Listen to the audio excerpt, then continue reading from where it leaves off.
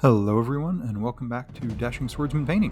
Today we'll be painting up the model of Lieutenant Maynard from the Blood and Plunder starter set on his way to confront the infamous Blackbeard. We'll start by working from the deepest areas first, and that's his white undershirt. I'm using bright ivory from the Pro Acryl Blood and Plunder starter set. Just get everything that looks like his shirt white, and I'm not really worried about being too neat. I'll be painting the edges of his jacket and cravat later anyway, and I'd rather not have to go back and try and get an area that I missed.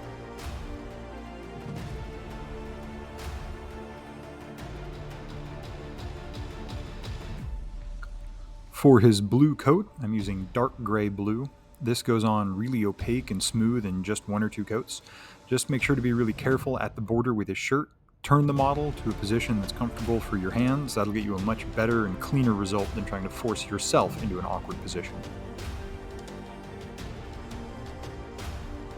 Next, I took a tiny bit of the bright ivory and mixed it into the blue, giving me a little bit of a desaturated tone and then thinning it out with a little bit of water.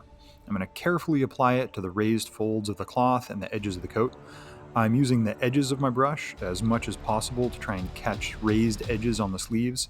I'm also outlining the edges of the pockets to try and make them stand out.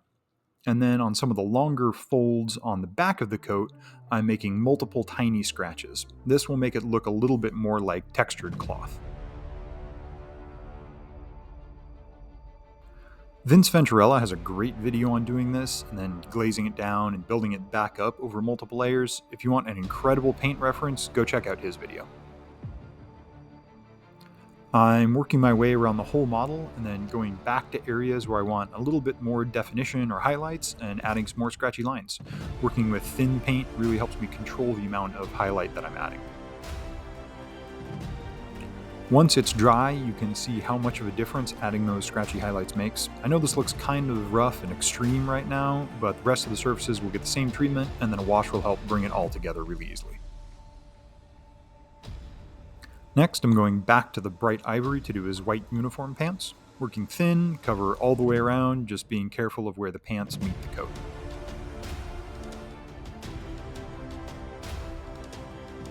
Next, I'll base coat the skin with warm flesh. Make sure to have a good point on your brush to be able to get all the way around to the back of the neck, and then doing the hands with the same coat of paint. Next, I'll use burnt red to base coat the cravat.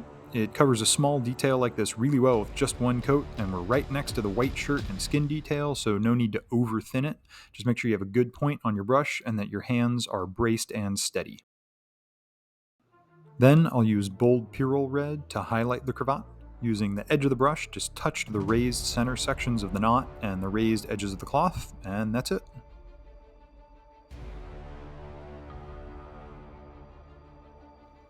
Next, we'll base coat the leather belt and pouch with dark umber, again being careful of where it meets the neighboring colors. Then, mixing a tiny bit of the bright ivory into the dark umber and a little bit of water, put some scratchy highlights on the edges. I needed to add a little bit more ivory to make it show up, and that's fine.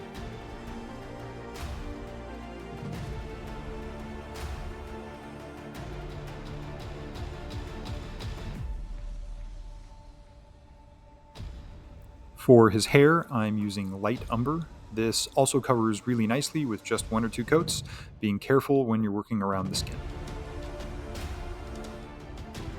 Then, mixing in a little bit of the ivory, put a highlight on the raised edges.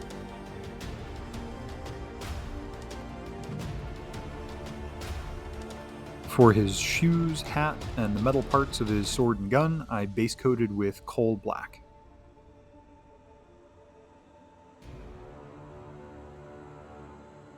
Once that's dry, you can really see the overall scheme of the model coming together.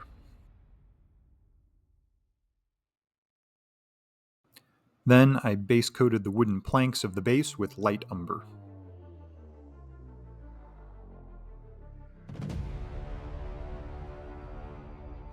Then I remembered that I needed to highlight the black details, so I mixed in some dark warm gray and highlighted the high points on the shoes and the hat using the edge of the brush as much as possible. This makes it look much less like a monolithic chunk of color.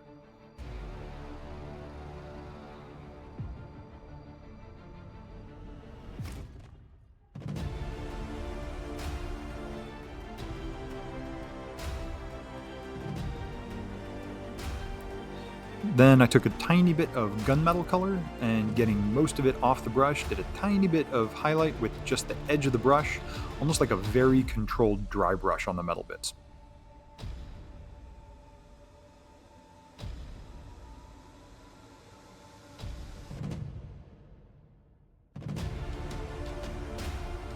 Then I'll give the whole model a wash. I'm using brown wash from Pro Acryl, thinned down about 50-50 with water. I give the whole model a good coat, trying to make sure it didn't pool in too large of an area or any sections. That'll cause coffee staining, and I want just a little bit of tint and to darken the recesses.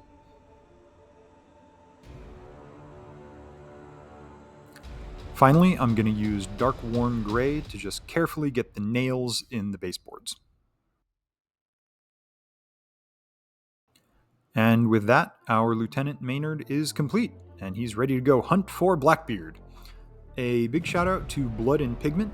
They're currently running the 2025 Great Pirate Paint Off on their website, and they're giving away a bunch of cool Blood and Plunder stuff. Go check out their site and podcast. They're a great resource for everything Blood and Plunder. And thanks again for joining here at Dashing Swordsman. Good luck and have fun painting.